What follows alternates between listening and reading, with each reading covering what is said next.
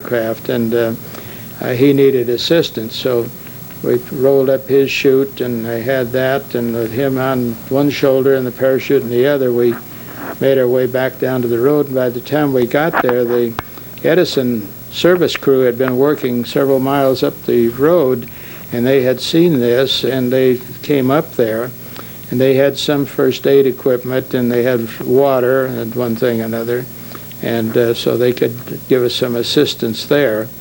And then I made my way over to the wreckage, and I found Slim Perrette, the pilot, had been picked up by a fellow with a pickup truck that came along and brought him over to the wreckage, and so we eventually all reconnoitered at that point. And you got to fly in the P-61 a couple times, didn't you, Jerry? I had two flights in the P-61.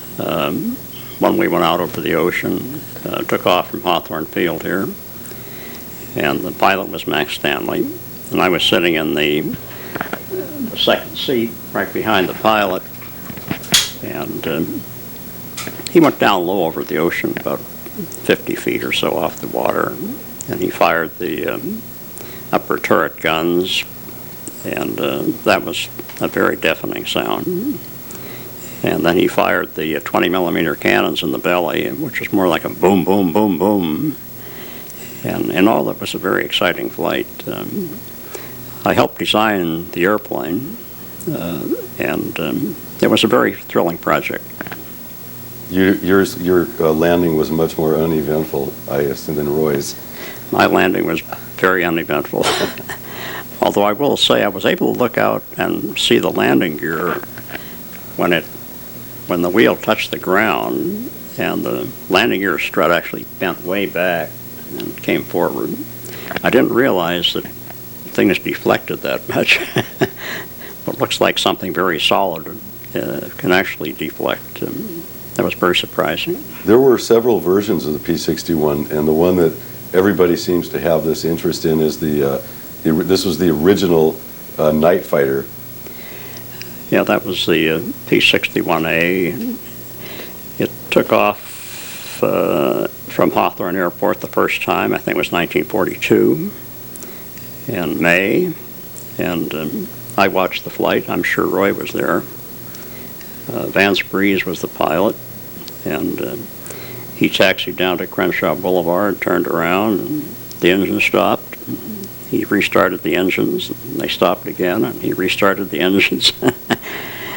And I thought he was very brave to continue with the takeoff, but he did take off toward Prairie Avenue, and circled Hawthorne, came back in and landed. It was a very successful flight, and very thrilling for me to watch. Were you, when you were on your flight on the second seat, were they actually shooting live rounds into the water? Live rounds, yeah. 50 caliber machine guns and 20 millimeter cannon. And how close were you to this area? We were probably 2 miles off of Marina del Rey. Wow. But it was very restricted area, so there were no other airplanes in the area.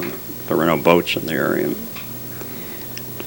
It was real live stuff. What would be the difference in the capabilities of the night version of the P-61 and the earlier versions? Well, from the very beginning, it was designed as a night fighter. The first airplane was a night fighter, and it was not equipped with radar. They didn't have the radar yet, but as soon as they got the radar and we got airplanes into production, they installed the radar, and it was a night fighter right from the start. One question I asked you once before was, the guns are located right between the propeller blades. What keeps the bullets from knocking the blades off? The upper guns could go up and down. They could also go around 360 degrees. But we had mechanical and electrical interrupters that prevented the pilot from shooting the propeller or shooting the tail when the guns were pointing aft. He could hold the trigger down, but the guns wouldn't fire. So, Cindy, is there any way you're going to get us one of these for the museum? Gee, I believe there's only one on the East Coast.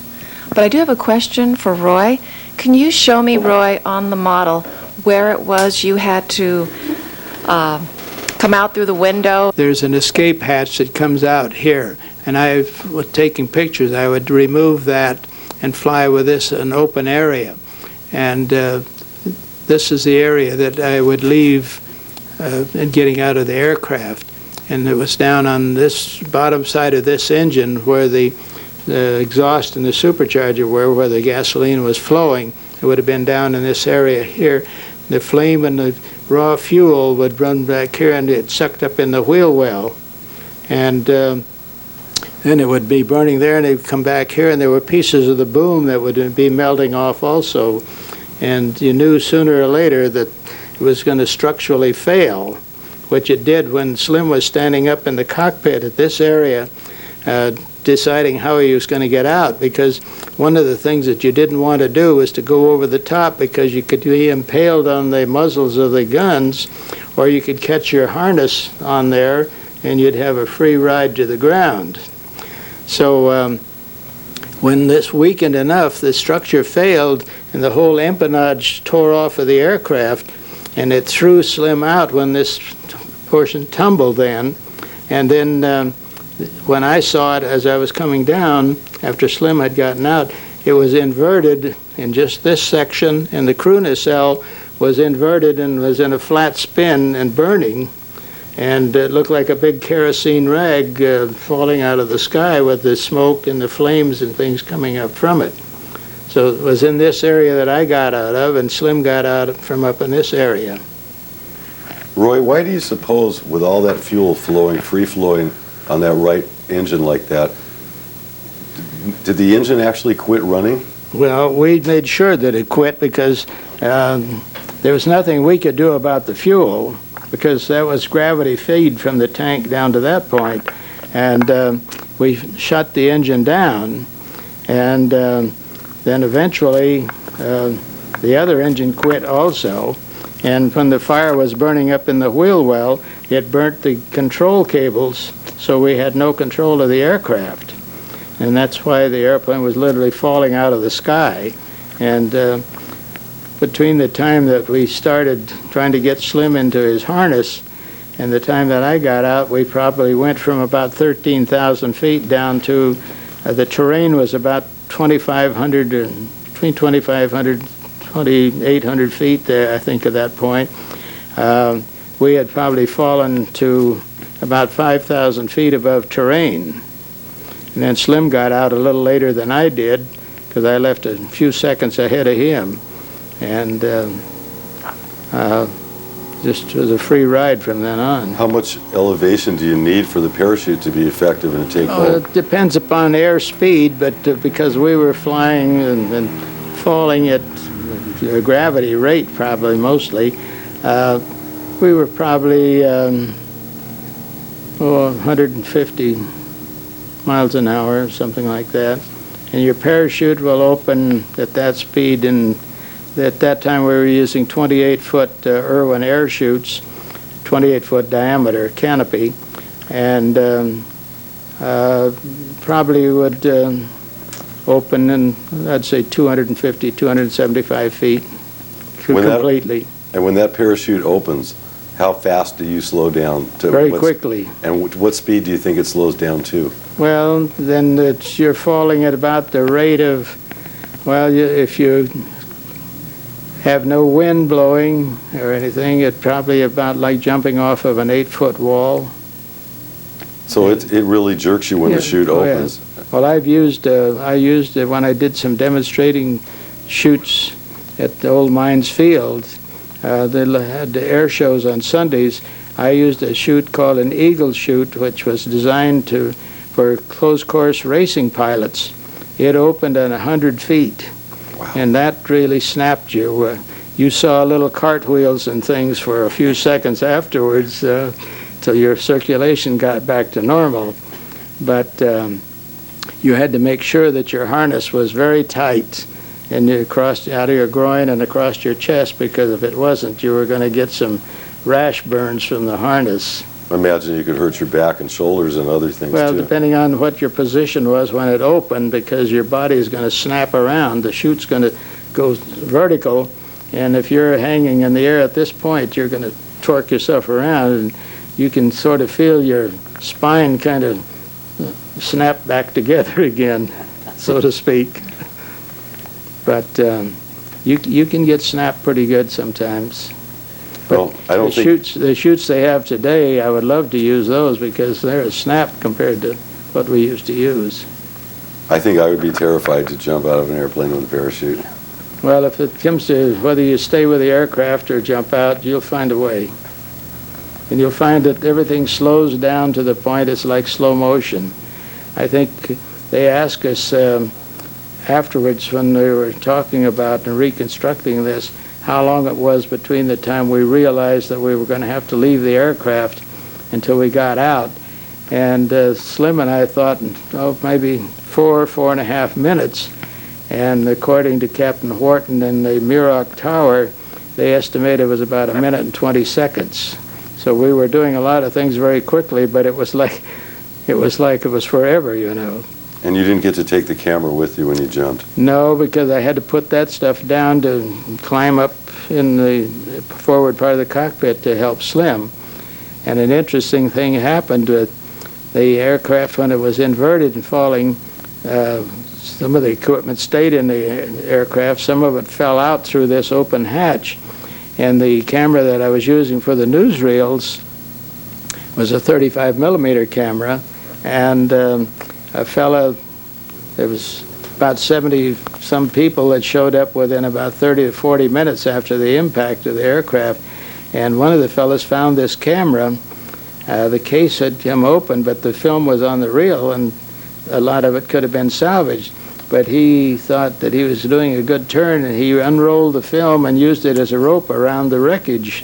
So all of the film was lost. How unfortunate. So most all of the film that we actually had shot was lost. As I look at the P-61 and you see where the crew has to get out to actually jump, there's a lot of things behind you that could be very dangerous. Well, that is right. And that's why when we made this motion picture for the first motion picture group that makes movies for the Air Corps in those days, on different aircraft on how to eject or how to escape from the aircraft. And as I said, that in making the one for the P-61, we determined through some wind tunnel tests and all that going over the inner wing along the crew nacelle was not the best thing to do. We had one of the other fellows that jumped from an aircraft that buzzed the field here at Hawthorne, and one of the spoilers didn't come out, and the aircraft rolled, and they were at pretty low altitude, and he thought they were going to crash, and he was riding back in the back end, and the radar operator, he got himself out of the aircraft, and he was upside down fortunately, but his knees, just below his knees, hit the bottom side of the horizontal, and it caused him to tumble. Then he opened his chute, and very fortunately didn't get himself tangled up in the shroud lines. And this particular aircraft was manufactured right here at Northrop in Hawthorne, wasn't it? Oh yes, all the P-61s, and as Jerry was mentioning, the P-61 was the first night fighter that was designed originally as a night fighter. That was its sole purpose. But it did see other kinds of service when it was used in the European theater because of the tremendous amount of firepower that it had with those 420 millimeters in the belly and the 450s in the turret. You came in firing forward. Patton and his group would have them for support to go in after tank columns and fire into these tank columns with that. And I'm sure that they deterred a lot of tanks from doing some of the things that they intended to do. But it was the original design the purpose was to be a night fighter. And Jerry was mentioning about the top turret firing over your head. It was only about 10 or 12 inches above your head. And when we were doing a test to develop flame arresters to cut down on the flames that would be visible at night when you were sneaking up on an airplane, you didn't want to light up the world, you know. So we were developing ways